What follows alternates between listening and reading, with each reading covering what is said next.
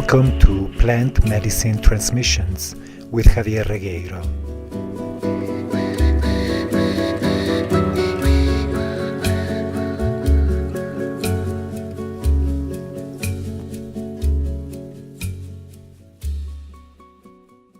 In our last episode, I mentioned before a ceremony to actually contemplate and feel whatever excess fear there may be in regards to the medicine we're about to ingest. And I feel that a clarification is in order. As far as I'm concerned, there are two different kinds of fears. One is a fear that is actually healthy. The fear that is oftentimes an intuition of coming danger. And therefore, it's a reasonable fear. The other kind of fear is that kind of fear that tends to stop us in our tracks, to actually prevent us from engaging with life. And it is this kind of fear that I was referring to most importantly. It is important to know the difference between these two kind of fears, even though they often feel the same, but their results is radically different. And it is also very important to know that fearlessness is not about absence of fear necessarily, but about a willingness to embrace our fears and to grow from them. It is also very important to know that as we approach this process, it is not expected of us, as plant medicines have no expectations of us. It is important to show up as we are and let go of our perfectionism and our perceived need to be any which way. So an important thing as we enter this process is to see those masks, those attitudes, most importantly the attitude of perfectionism, whatever that ideal may look for each one of us, to let go of those attitudes and to just come to ceremony, to the medicine as we are.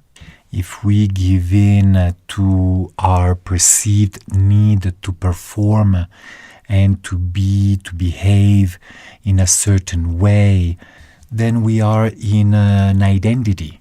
We are in a bubble. And that bubble prevents the medicine from touching us as deeply as needed in order to receive the healing that we seek. When I first went to an ayahuasca retreat in the Peruvian Amazon jungle in 2004, my biggest fear was that probably during the process, all of my masks, all of my pretenses that I had built up over a lifetime in order to feel appreciated and loved by others, I was afraid that all of these masks would just fall and that all my companions would see me for who I actually was. Luckily for me, I found my traveling companions to be much more accepting of myself than I actually was at the time. And the experience was a wonderfully positive one because I realized that my fear of being seen for who I truly was just that. It was simply a fear and nothing to be truly concerned about. It was only by meeting my fear, by showing up at this retreat, that I could actually discover the ludicrousness of my own fear. Whenever in my retreats, during a ceremony or even outside a ceremony, I perceive that someone is trying to put out a certain self-image, or they're trying to perform. This is often in the case of ceremonies where people will start singing or doing things in order to attract other people's attention and call for other people's praise or acceptance. I always ask them to stop performing and to actually drop into that part of themselves that perceives that performance as necessary. This is why I invite people in my ceremonies to do nothing at all, to hold their space, mind their own business, and pay attention to their own inner landscape rather than looking outside themselves for validation or for acceptance. Of course, that such need to perform may arise is not in itself a bad thing. Actually, it's a wonderful thing because it points to this need for validation, this need for acceptance and love. However, all of these can only truly be found inside our own hearts and not outside ourselves. So when I speak about preparing before a ceremony, it is really about simply paying attention to our moods, to our thoughts, maybe resurfacing memories, maybe dreams that may point out to important themes that we are being called to explore in greater depth during the ceremony itself. Now, letting go during the ceremony proper can probably be classified in two different kinds of letting go.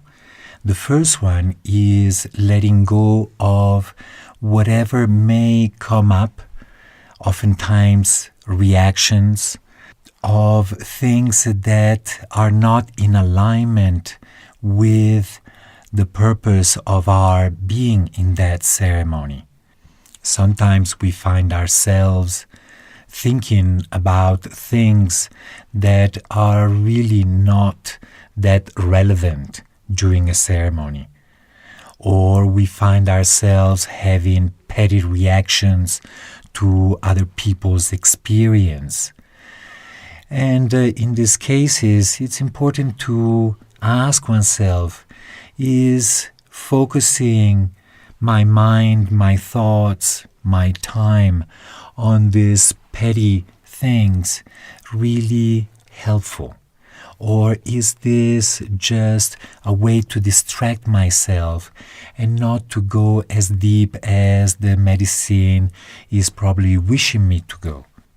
Sometimes it is challenging to know the difference between a petty reaction, a waste of our time, and something that may come up that is indeed, even though it may sound a little petty to begin with, something that is actually really important for us to start exploring. I'm going to share a story.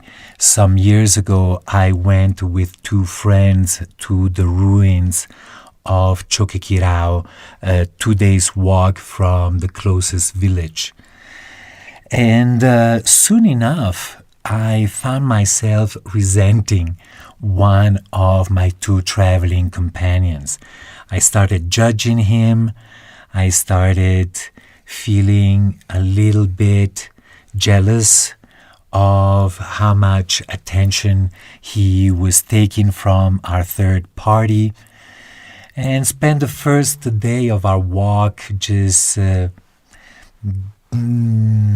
was just rummaging in my mind all the time. The next day, the same thing started happening again, and eventually I told myself, this is not a coincidence. This is actually a blessing, even though it's a blessing in disguise, and a very mixed one. At first, I was feeling annoyed because I felt that my own reaction to this person was not why I was there, that it was actually taken away from my experience. But once I went deeper into it and started taking responsibility for my own reactions, then I could see that this was actually a very well-known theme of mine. So as we climbed the second day, I started taking more and more responsibility for my own feelings and reactions. So much so that on the third day, when we were at the ruins and drank San Pedro together, I made that whole scenario a theme for my intentions for that ceremony. The day at the ruins was a glorious one. I saw condors flying in the wild for the first time. It was a beautiful place, and I had a beautiful connection with the essence of this planet, not just as a mother, but also as a lover. Strangely enough, during the day, not much of this reaction of mine in the previous couple of days really came up. However, in the evening after we had dinner and we all retired to our own tents, this story came up in a very big way. I was laying in my tent, feeling once again abandoned or neglected by my mother, and feeling envious of my younger brother for having my mother's attention more than I did. In that moment, I finally allow myself to cry over my own feelings of neglect and abandonment. It was a long cry, and at the same time, it was very liberating to finally honor these deeply repressed emotions that I had held in for so long and that I had covered up with a million different theories and judgments. I realized then that my own perception, belief of what motherhood, of what mother energy really is about, was covered by my own personal story, by my own projecting onto my mother and my brother the story of neglect and abandonment. So after finally having an emotional release through crying, I was also more aware of what I had been doing all my life, projecting this story. And in that moment, I felt that I had held on to this personal vision for long enough.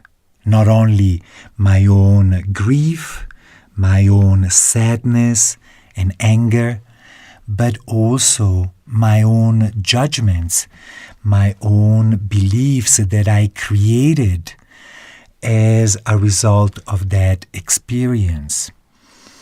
I realized that this was a very small viewpoint, and I decided to let it go, to just let it go. And in that moment, and in that space created by my letting go, finally the archetype, the energy of the mother as is became totally clear to me. I could finally see that mothers are extremely generous and caring to all of their children, except that they will make sure that all of her children are cared for and that they all thrive, not just the best ones, not just the first one, but all of them. And therefore, the energy of the mother is focused primarily in taking care of those who are weakest. In that moment, I could see that in my childhood, the one who needed the most care was not me, but my brother. And at that point, I could finally honor and appreciate this mother energy, an energy that is not selective in a bad way, that will simply make sure that all of her offspring can thrive. So what had started 3 days prior as a mild annoyance on my part against this traveling companion actually was no accident and led me to a very, very important healing, something that I had pursued for many years. So it's important to keep paying attention, kind, loving attention to our own reactions prior and during a ceremony, and see for ourselves, particularly if what resurfaces is an old story, maybe dressed in different clothes with different characters, but portraying the same energy, the same dynamics. When we perceive that this story is resurfacing, no matter how annoying that story may be, it is most important for us to stop in our tracks and to go like, okay, an old story of mine is coming back to the surface, and I am grateful to the medicine for bringing this up, and with humility and patience continue this healing process of an issue, of a wound that is clearly not completely healed and integrated. Many people approach plant medicines after having engaged for many years in all sorts of therapeutic modalities. And they may show up at my place and go like, oh no, my mother, my father, it's all done. I've done 20 years of therapy. And they are the first ones to be totally surprised when soon enough in one of the ceremonies, old themes that they felt were already being dealt with still need a little bit of contemplation, a little bit of exploration, and a lot of letting go. Now, this is not because all of their work prior to a retreat has been useless. No, not at all. Quite the contrary. Every step along the way is equally important and oftentimes necessary. Otherwise, those steps would not even present themselves. However, the depth of the plant medicine experience is greatly supportive in looking at pieces of our own stories, of our own wounds that may have been skillfully hiding until then. So it is important to be humble about it and to continue this process as willingly and as patiently as we can. Blessings.